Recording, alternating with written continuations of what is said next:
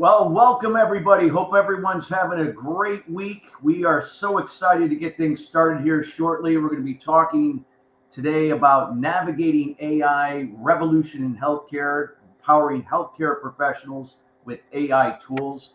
So we have an exciting group today that is going to be sharing with all of you today. So we highly encourage anybody that is going to be here live that you do send us your questions or any feedback or any input. This is a way that we all learn from each other. And I'll make sure that I do recite that in the message box. So we're going to be getting ready here shortly. So again, I would highly encourage you right now to start thinking about what are some of the things that you know about this area, which I'm sure a lot of you do because you wouldn't be on this webinar if you weren't. But nonetheless, get those questions ready. Become prepared. So that way, when you hear something is shared, does that align with where you are and how you were looking at things in this particular segment? And if not, this is the place where you're going to be able to have those questions answered. So we are getting close to getting started here, and I'm hoping again everybody is excited. I know I am. Every time, each and every month, that Glorium Technologies is involved in putting these webinars and summits on. We just deliver so much value, and we highly encourage everyone that if you're receiving value, don't deny it with other people. Go ahead and share this with other peers in the industry that can also benefit from this. Not only are you helping yourself, but you're helping others. And as we can all grow together, we can do amazing things.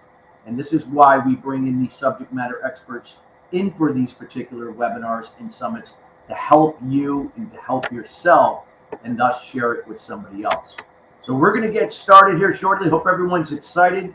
We're getting close. I've got about 10 seconds here, right? So we're going to get started here and we're going to kick off with our panel, and we're going to get right into today's topic here. So we are going to go live here right now and bring everybody in. Let's see if we get, there we go. Okay, we got everybody here. Awesome. So I'm just going to do a quick introduction. And then I'm going to have everybody, expand on what they do. We're going to be here led by Sally Ann Frank. She's a worldwide lead health and life sciences at Microsoft for startups. We got Nikhil Sehgal, Chief Technology Officer at Healthy.ai.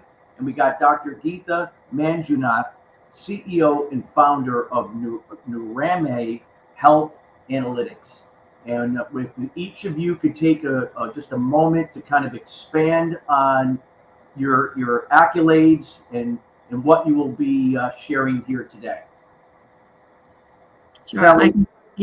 I'll go first. And Christopher, thanks for having us today. So I am the global lead for health and life sciences at Microsoft for startups. So generally, how do we think about the industry and how do we bring innovation to that industry through our startups? So we have a program called Founders Hub where all our startups get all the goodness from the Microsoft for Startups program. The two companies that you are going with today. Am I back on? You're back on. We can hear you. Okay, this never happens.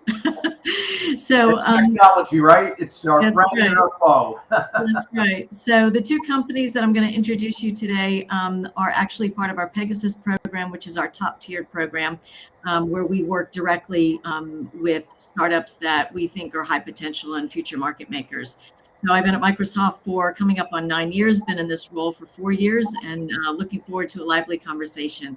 Geetha, do you want to go next? Yeah, sure. Hi, everyone. It's great to be on this show. And yes, we are one of the Microsoft-supported startups under the Pegasus program. I'm Geetha, founder CEO of Nurame Health Analytics, where we've developed a new method of detecting breast cancer. I'm basically a computer scientist and entrepreneur, and I look forward to explaining to you how at Nurame we are using artificial intelligence to change the way cancer is detected. Thank you. Great. Thanks, Geetha. Nick, over to you. Hi, everyone. Thanks for inviting me. Good to be here. So my name is Nick. I'm the CTO of Healthy. So I drive all of the new technology and innovation out of Healthy's R&D. So Healthy as a platform aims to make remote monitoring as easy and accessible as possible through regular consumer technology devices like the smartphone. So super excited for this. Healthy's been going as a company for 5 to 6 years. We raised over $50 million so far, and now we're in a exciting growth phase. Great, thank you. So let's get into a little bit more detail about how each of you are using AI in the solutions that you're bringing to market. So Geetha, let's start with you. Like, explain how the technology works at Neuramai and what type of AI services are you using? Sure. So first of all, a bit about the problem statement itself, right? Breast cancer is the top cancer killer in women. It is the top cancer of incidences in 159 countries and second in the rest of the countries. So it's a very, very big problem where nobody needs to die of breast cancer, but we still lose 2,000 lives every day to this disease, which is crazy. So how can we stop this? By enabling early detection. So what we set out to do is to see, is there a different way of screening people, detecting cancer so that we can detect early in all age groups of women, being whether it's under 45, whether she's above 45, or whether it's dense breast, non-dense breast, whether she's in a village in the corner of the world or in the most developed country in the village, in the city, extra. So how can we make cancer screening accessible, affordable, as well as applicable to all types of bodies of people, so that we can really detect stage 0, stage 1 cancer, and if possible, stop deaths due to breast cancer. So with this agenda or mission in view, we looked at other type of imaging. So today, what we ended up using, and it's working pretty well, is what we call as infrared imaging. We just measure the temperature variations on the chest and convert the temperature map to a cancer health report using machine learning and artificial intelligence algorithms. We measure about 4 lakh temperature points, that is 400,000 temperature points per person. And that's a lot of data for somebody, like even an expert, to visualize and see if something's going wrong in this part of the breast or here, whatever, right? So how can we automatically first analyze if there is an abnormality? If it is an abnormality, what is the chance that it is actually cancer or likely to be malignancy, the probability of malignancy? Third one, also trying to mark the area of malignancy, likely malignancy, so that a follow-up diagnostic workup can be done. So all these 3 pieces and more are done using AI. And today, we actually, of course, we use deep learning and some of these set algorithms, but what we found in healthcare is that to have a combination of domain-based features as well as statistics-based features, the data and domain coming together for healthcare gives the best level of accuracy. So we have feature learning using deep learning, as well as handcrafted domain-based features, what we call as thermal radiomics, vascular radiomics, and all of these additional domain features are extracted using image processing and machine learning algorithms. And then it gets into an explainable AI where different scores are generated, giving whether there is a probability of being malignant based on the vascular asymmetry or dissymmetry we are seeing across the body, or is it because of high activity we are seeing at some point in time, or is it because of milk ducts being blocked? So some kind of an explainable output is also given, along with a simple red, yellow, green, which everyone can understand. That means red means you definitely go and get an additional test done. Green, you seem to be good to go for the next year. And then yellow is like, maybe you need to come back in about 6 months to make sure you're doing well. So this is the different variety of outputs we give so that it's applicable to different types of users that we are addressing to. All this is possible only because of AI, because human eye cannot decipher 2,000 colors of, the thermal image with 400,000 temperature points, etc. So AI has become the main value proposition and the game changer here. Great, thank you. What a compelling solution you have. Nick, why don't you do the same? Share a little bit about what Healthy does and then how you're applying AI in that solution for your customers. Sure. So Healthy essentially is a multimodal software platform. So we aim to make remote monitoring easy, accessible, and affordable. If you just go back to our problem statement, if you look at the average yearly cost to remotely monitor someone, on average, in the primary care space, it is just over $1,000 per year per patient. Our aim is to reduce that by 1,000x through a platform that makes it very easy to monitor your vital signs, very easy to monitor respiratory conditions you may have, very easy to monitor things such as cancerous lesions on your skin. And so our software is multimodal. And to just dig into what happens under the hood, we're able to extract these, or we're able to perform these screenings from a regular consumer technology device like a smartphone. So for monitoring vitals, we use the camera to capture a video of an individual's face, and we can measure subtle light changes in light absorption on the skin to extract a photoplethysmography signal, which allows us to determine someone's pulse rate, respiratory rate, blood pressure, SpO2, all under 45 seconds. The same goes for detecting someone's risk of respiratory conditions like tuberculosis with just a 10-second audio sample of their cough. And within a few seconds, we're able to, just by snapping a picture of a skin lesion, even from the smartphone, we're able to determine whether a specific lesion is cancerous or not. And so our aim at Healthly is to really reduce the cost of remote monitoring, especially in the primary care space, not to mention the cost or economic savings that we may generate by detecting or catching these diseases early. And so that's Healthy in a nutshell. It's multimodal AI capabilities that combine vision and signal processing to deliver all of these capabilities in one on just a regular device.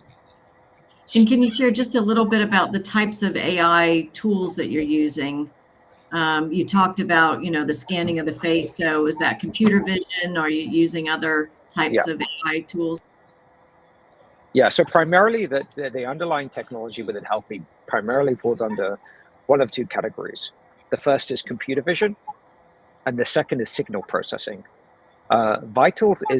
Capturing vitals is unique in the sense that it requires both modules to work robustly. So it requires us to use computer vision, and we've actually had to rebuild a lot of the computer vision models from scratch for this to perform well. Open source models don't perform well on this type of stuff, so we rebuilt a computer vision model to account for regular motion that we may see in the camera, such as someone moving their face or shaking their face. And from that, we're able to extract signals every 33 milliseconds from a video that allows us to construct in a contactless way someone's cardiovascular health. So yeah, they fall under one or two categories. It's either computer vision or signal processing. Great, thank you. Geeta, I'd like to turn our attention back to you. One of the things that you talked about when explaining your solution is the fact that it is very portable. So can you talk a little bit about how Neuromai improves access to, healthcare, and in this case, healthcare for women? Sure. So you're absolutely right. It's a very, very portable device, like a handheld device, just like a 1 liter water bottle. And so instead of going to a hospital, which many people don't do, right? The number of people, for example, in India and developing countries go for screening is like 4% or something, and a proactive. Unless there is a symptom, they don't even go to show it to any doctor. Even if you do annual health checkup, people are lazy to get to a hospital and so on. Some of the cases, it's too far away. The access is very, very important to be available as close as possible. So portability definitely improves. The second part is it's completely radiation free because it's just measuring temperature. So you can set up a booth, if you will, anywhere, right? Without hurting the people around with radiation, x-rays, etc. Just measuring temperature. It's not even touching the person. Just keep the device 3 feet from the person. She sits just like photography session in front, and then instead of imaging the face, we just image the breast area, and not with a visual image, just with a thermal scan. And once this is done, the 5 images are uploaded to the cloud, where the analysis happens instantly, and the report is generated immediately. Now, improving access has two parts. One is the portability angle, which you rightly pointed out, and second is also the affordability increases access. Making it lower cost makes more people able to access the solution as well. So with that, I was mentioning about different types of outputs our system can give. With the red, yellow, green, we're able to get to as low as like $1 or $2 per person, so that even the remotest of the villages, and the if possible, like we can even sponsor it for the poorest of the person to actually get it free of cost. So with this, we are able to make it accessible to so many other people. The third aspect is the experience also makes more people want to do this test. And one of the wonderful things about our system is that nobody sees or touches the person. It's remote, of course, but more importantly, there is no breast test today where a person can just sit in front of the device without clothes, but nobody is seeing her or touching her, right? And that kind of a private experience for breast cancer detection is provided only in our test. And this helps in so many of the communities where they're very, very shy to come out and sort of, take out the clothes and so on and so forth. So all of these three come together. Now, the data challenges in these conditions also are important to handle. And I want to just highlight, given that it's a technology session, we came up with newer patented algorithms where when you actually take this device to the remotest of the corners, and there's a small healthcare worker, low-skilled healthcare worker, who's trying to do this test on behalf of the hospital, or so that she can get the right kind of high-risk people back to the hospital, she can make mistakes, because to err is human. But still, when person has low skill, then it's more difficult to get it right. So we have a bunch of almost 10 algorithms, machine learning, and in this case it's deep learning algorithms, which check whether the data that's coming in is of right quality, right kind of like view, as we say, that protocols have been taken care of when the images are captured. And especially, we also have to look at the focus and any other errors that can come in. All of those errors are checked using machine learning algorithm. If she has missed one view, like you take 5 views, one of them is missing, it can actually identify what angle the person is sitting, so that we can say, oh yeah, you should have moved her a little bit left before taking, and you can repeat, the technician can repeat the test and immediately, so that the error doesn't need to come after the report is generated as saying error, like at the time. It's easy when you think about it, just as any other computer input. But when you think about it as a medical image, finding all errors that a technician can possibly do and catching it completely automatically using AI has been a fascinating set of patents that we've been able to file. And that has also improved the reliability of data, access, and making it more accessible as well. So even it becomes much more scalable with simple village health worker doing the test, whereas the computer is doing the analysis, and automated output is provided. Of course, for the really high-risk patients, the doctors come in and we make sure that it is under a clinical guidance. Okay, Right. thank you. We got a couple questions that just Okay. came in. If Sure. it's okay, Dr. Sally Ann, if we could address some questions, would that be okay? Sure. Okay, we have a question here. Where do you see AI in diagnostics going in the next few years? And then this is a question for Nick. And how is Healthy planning to stay ahead as the tech keeps evolving? That's always a question for everybody, isn't it? Like, how do we all stay ahead? It's moving so quickly. Exactly. Yeah. It is. Yeah, it's a great question. I mean, I think right now the way diagnostics is done is at point of contact. So essentially, diagnostics or measurements are taken, let's say, in a primary care visit, which is essentially a snapshot of that individual at one point in time. That is not the optimal way to diagnose someone.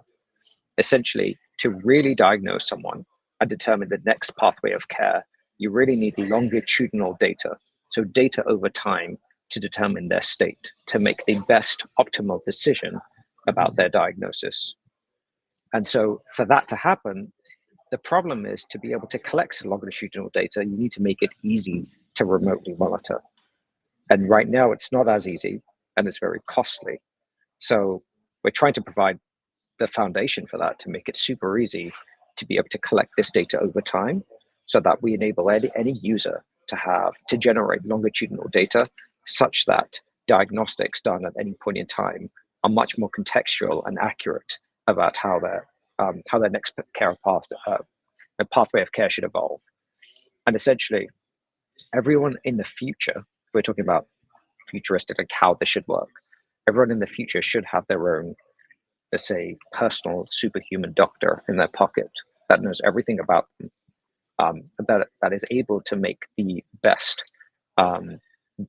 decision on their next path of care, given what they have, that is able to ingest data from different devices, different tools, not just the Healthy platform, but many different devices, and use that multi-dimensionality to their advantage to make the best possible decision on that person's diagnosis. So my goal is to move away from snapshot diagnosis to longitudinal diagnosis.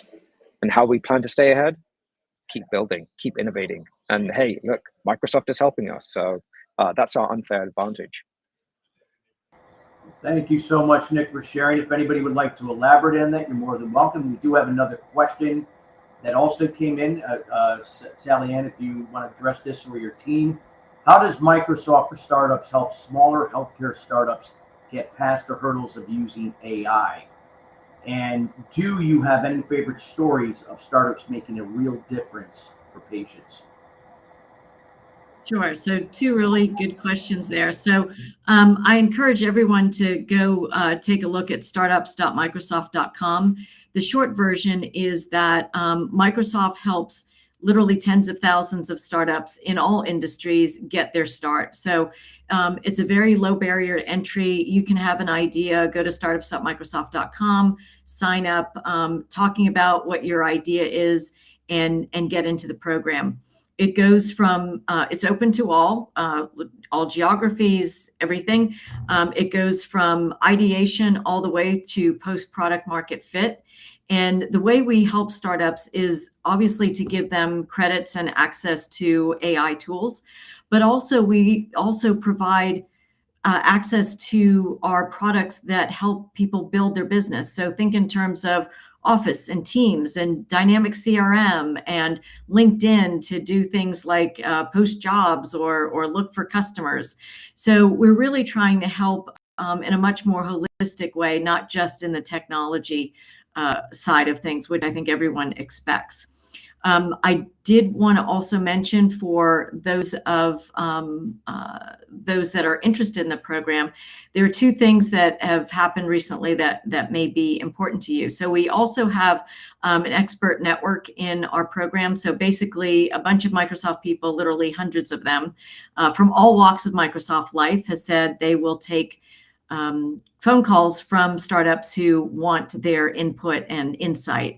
And so those people might be product oriented, they might be technology oriented, they might be go-to-market oriented, but they're all available for you to set up half-hour meetings with you. And anecdotally, I will tell you that it's never a one and done. Like you have a meeting with someone and they really like your solution and they'll say, yeah, sure, let's get on a call in another 2 months and we'll talk more.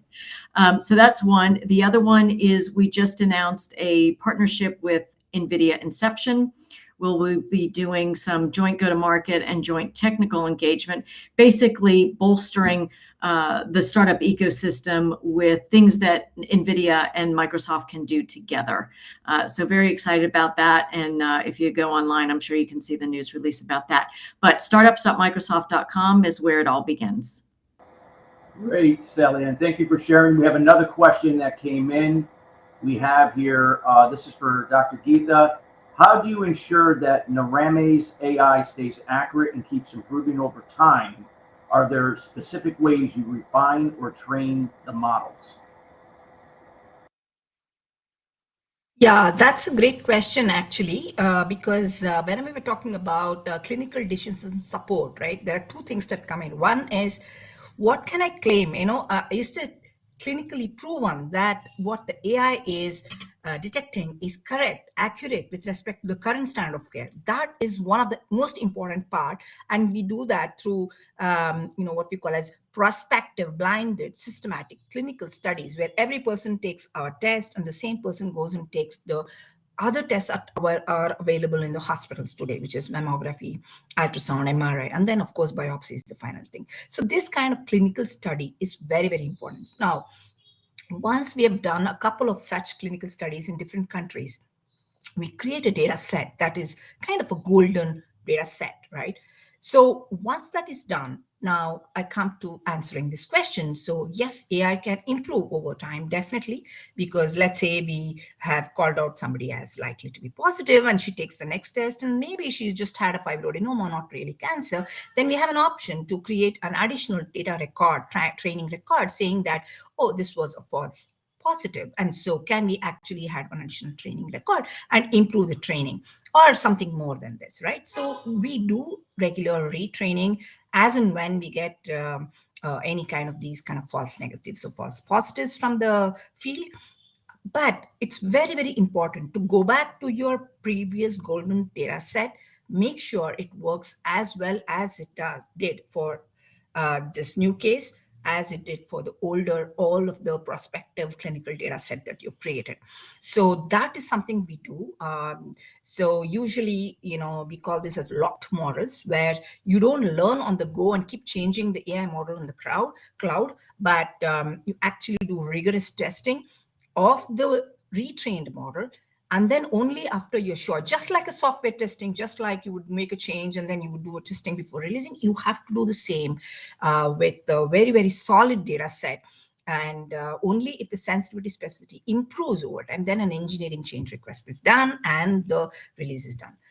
Some of the regulatory bodies don't allow even locked, as in even this kind of locked and release model. So we will have to go by time and figure out what regulatory regime or geography you are in. And then, some of the regulatory bodies do allow certain processes to be followed so that you can actually do live learning with some kind of life cycle changes, like I mentioned. But yes, we do this for Europe and other places. But for US, it is completely locked. We have to go back to FDA even for every small change.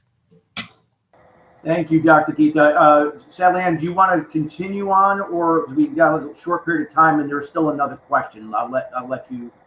Yeah, so we had another preliminary question already planned, but I want to be responsive to our audience. So if there's another question from the audience, let's do that instead. All right, this one is from Nick.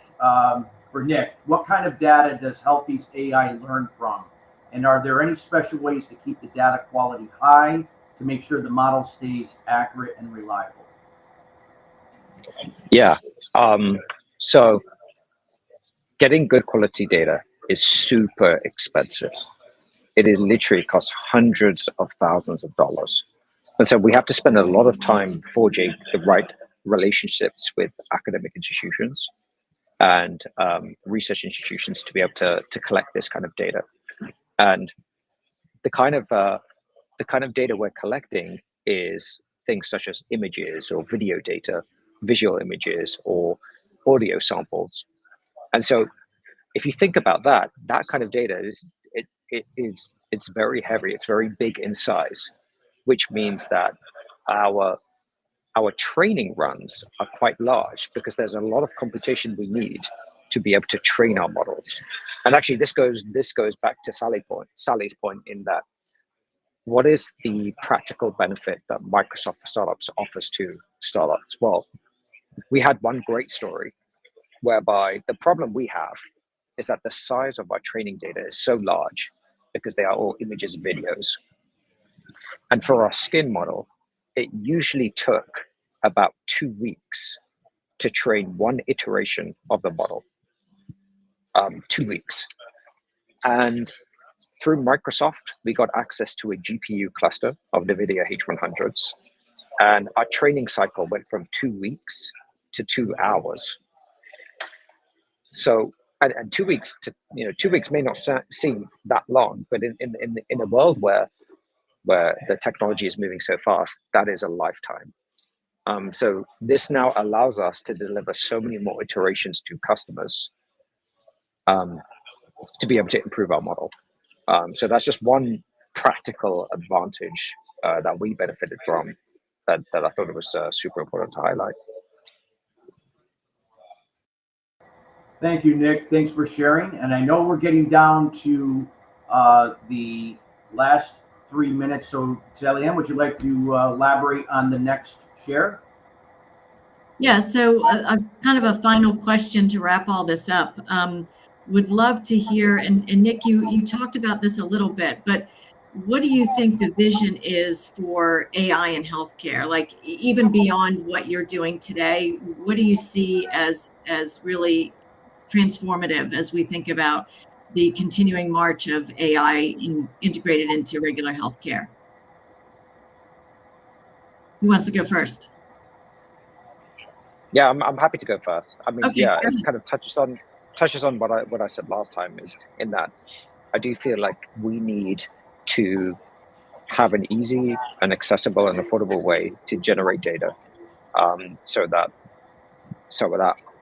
guidance and advice provided to us about our next path of care is super contextual, and super accurate.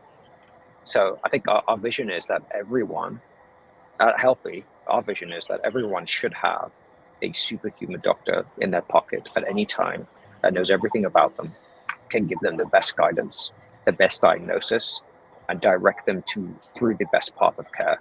And we believe everyone should have access to that.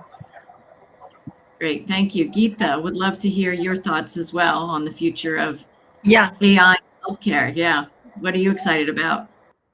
absolutely.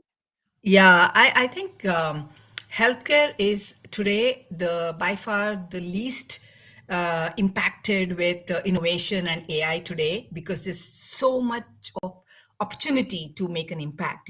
AI in healthcare can be in two main categories. One is non-clinical segment, making the life of patients or the experience of patients much more simpler, faster, seamless, etc., right, in terms of data collection, waiting times, and so on, so for matching to the right doctor, etc., etc. This is one big segment. Another big segment, which is rarely and huge additional potential, is the clinical segment, where there are millions, I would say, of diseases, because every person is different.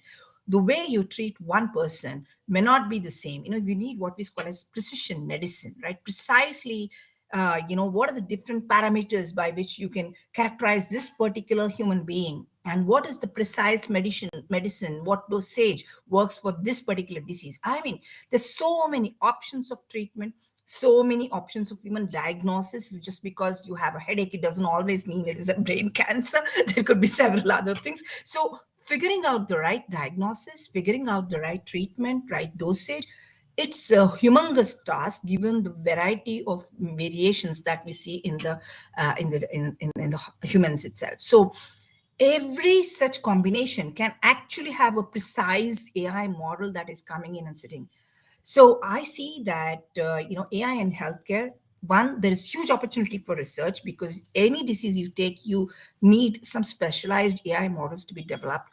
Like Nick was saying, there's a lot of need for good amount of data. What is good data? Veracity of data. All of these also can be used using AI to figure out, especially with domain information from healthcare. And in addition, maybe AI in healthcare would be in such a platform, like you have the Azure platform, right? You would have a healthcare platform where I'll find AI for diabetic prediction, and then sort of you can drop it like a marketplace for AI machine learning models for different diseases, different types of categories of people.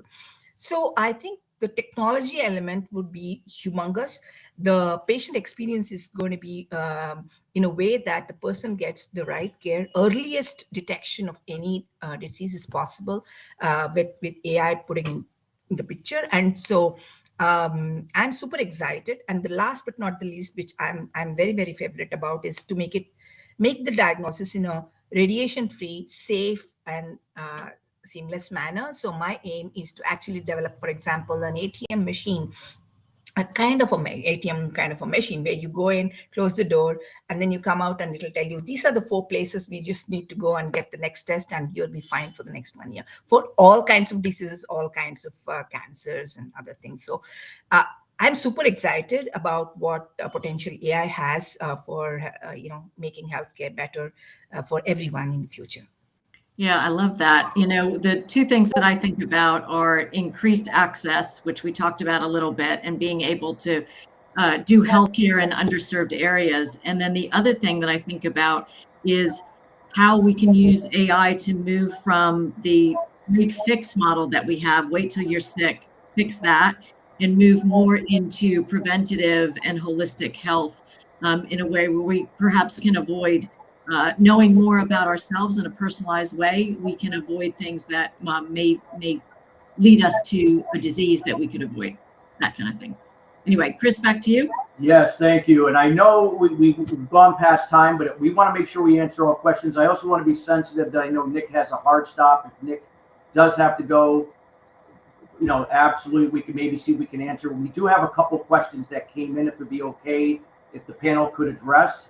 And Nick, if you have to go, we do totally understand. We want to thank you for being here. But if you can't hang on, great. If not, totally understand. And thank you for the input. One of the questions, we have two that came in: which chronic diseases require long-term diagnostic data to make a diagnosis? I can share my. Yeah, go ahead, Keith. I've got some ideas. Sure. So basically, any of what we call as non-communicable diseases, many of these are progressive in nature. They start small, and over time, they actually develop over time. So many of the non-communicable diseases generally tend to be in this category. Having said that, it doesn't mean that you always need this longitudinal data to make a diagnosis. You can do one-stop diagnosis, but earlier you detect, there are higher chances of treatment effectiveness as well as lower cost of treatment, right? So because of that, earlier you detect it is better. Now, and the other thing is you can actually make lifestyle changes if it is detected very early as almost like a preventative manner, right? So that is how we have to think about it. When you say long-term diagnostic data, it doesn't always mean unless I know 10 times, I can't diagnose the data. It's more like earlier we know about it, then we can take care of it better. And sometimes, for example, diabetes, and so this could be lifetime diseases. So then there is a monitoring angle that comes in. Monitoring is about, once I know I have a chronic illness, I have to monitor it and make sure that my lifestyle changes are accommodating the requirements that are prescribed the doctor for this particular disease. And for that reason, you will need a long-term monitoring part of it. That's how I read the question. Open to you, Sally, for your comments. Yeah, I was just going to say, data is essentially the oil of health and life sciences. I mean, we need tons and tons of data to really do a good job in applying these advanced technologies across the board in a place where we're dealing with people's lives. I think the important thing to remember is it's not only the quantity of data, but it's how you use the data, how you identify the quality of the data, not just the quantity. And then how you do your retroactive studies versus your predictive studies.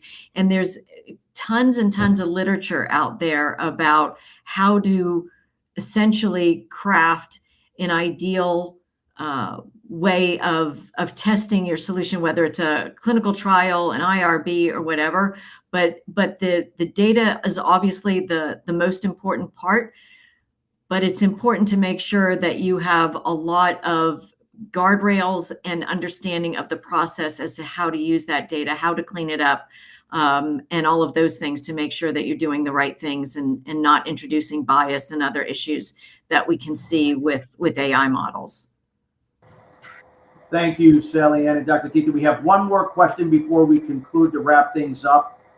Question came in, says, India is a hub for data for machine learning, which can be a bit tricky getting from government hospitals. How do you manage that? That's a great question. I think it's from Dr. Zavid.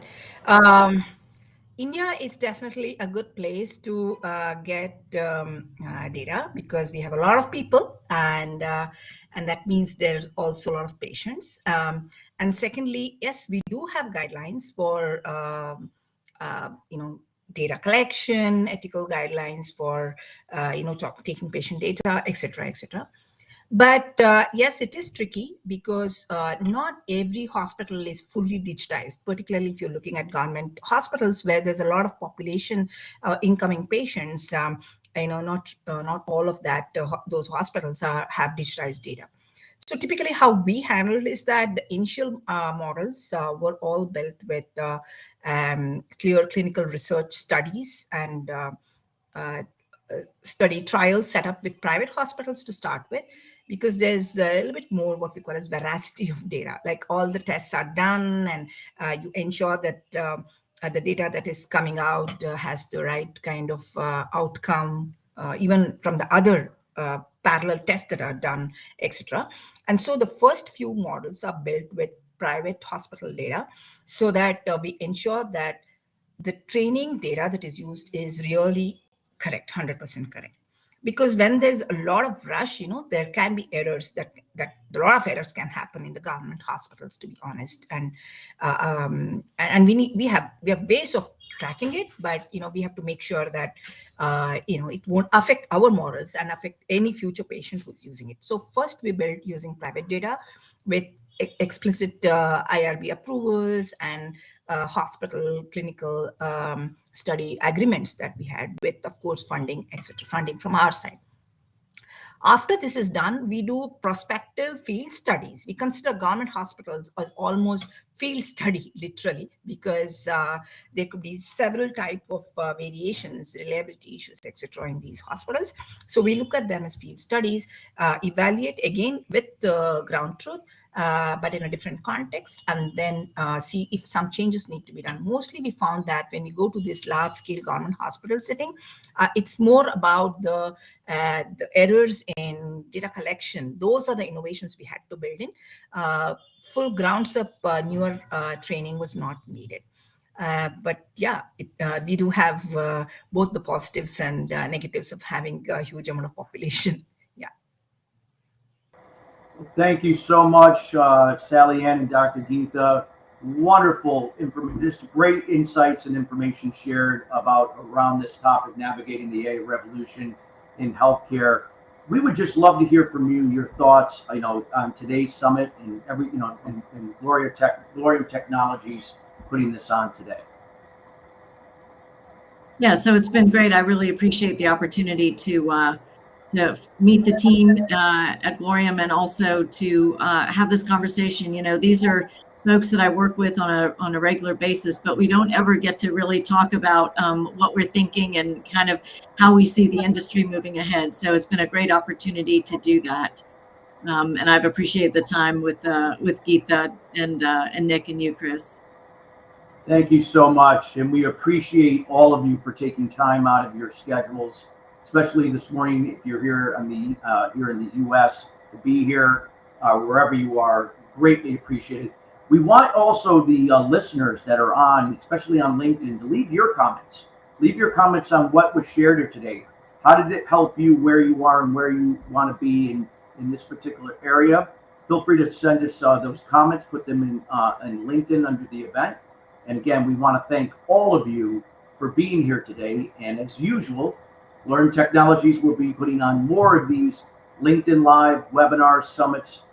So stay tuned for future events that you can now take part and get more knowledge to apply in what you do. Thank you so much for being here. Thank you very much. Bye.